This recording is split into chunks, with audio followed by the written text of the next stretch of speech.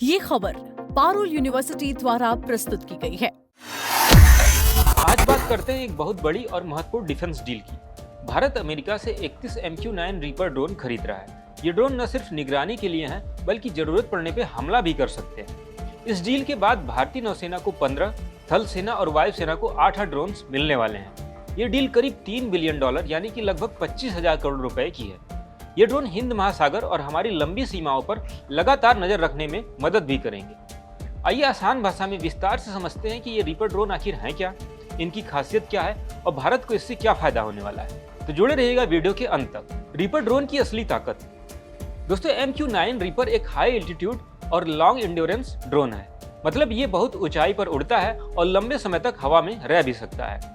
आपको बता दें, ये 40 घंटे से ज्यादा लगातार उड़ान भर सकता है, जबकि हमारे पायलट वाले विमान कुछ ही घंटों के बाद वापस लैंडिंग के लिए मजबूर हो जाते हैं। ये ड्रोन 40 घंटे तक आसमान में डटा रह सकता है। इसके साथ ही सैटेलाइट कनेक्टिविटी की वजह से इसे दूर से भी कंट्रोल किया जा सकता है। ये ड्रोन मुख्य रूप से टोही यानी कि निगरानी के लिए बनाया गया है। दिन हो या रात, ये नीचे की हर चीज को साफ साफ देख सकते हैं। इसमें लगे एडवांस कैमरे, थर्मल इमेजिंग और रडार की मदद से दुश्मन की गतिविधियों पर पैनी नजर रखी जा सकती है। इससे भारत की रक्षा शक्ति में बड़ा इजाफा होने वाला है। दुनिया में कहां इस्तेमाल हो चुका है। अमेरिका ने इन ड्रोन्स का इस्तेमाल इराक, अफगानिस्तान, यमन और सीरिया जैसे इलाकों में खूब किया है। ISIS के खिलाफ ऑपरेशंस में ये ड्रोन निगरानी के साथ साथ सटीक हमले भी कर चुके हैं। ये ड्रोन धीरे धीरे उड़ते हैं और ऊंचाई पर पहुंच जाते हैं, इसलिए जहां दुश्मन के पास एयर डिफेंस सिस्टम कमजोर हो, वहां ये बहुत प्रभावी साबित होता है। लेकिन हाल ही के सालों में ईरान जैसे देशों के खिलाफ जब ये इस्तेमाल किया गया तो ईरानी रक्षा प्रणालियों ने इनको मार गिराया था। फिर भी जटिल जगहों की बजाय खुले इलाकों में यह ड्रोन दुश्मन के लिए सिरदर्द बन सकता है। भारत के लिए क्यों जरूरी है यह ड्रोन?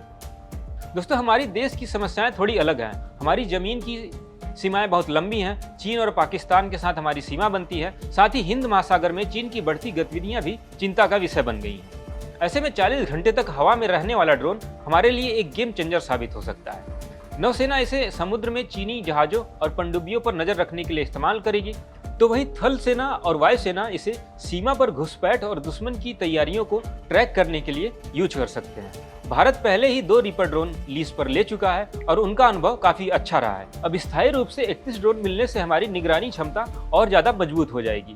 इसकी डिलीवरी 2029 से शुरू होने की उम्मीद है। दोस्तों, ये डील सिर्फ ड्रोन खरीदने की नहीं है, इसमें मेक इन इंडिया को भी बढ़ावा मिलने वाला है। इसमें कुल 31 ड्रोन्स में से 21 ड्रोन्स भारत में ही असेंबल किए जाएंगे। करीब 34% पार्ट्स लोकल स्तर पर लगाए जाएंगे। इसके अलावा 4,000 करोड़ रुपए से ज्यादा का अलग अलग कॉन्ट्रैक्ट भी साइन किया गया है, जिसमें मेंटेनेंस, रिपेयर और ओवरहॉल की पूरी व्यवस्था बनाई जाएगी। इसमें भारत को 8 साल या फिर ड्रोन्स की 1.5 साल उड़ान घंटों तक का सपोर्ट भी मिलेगा।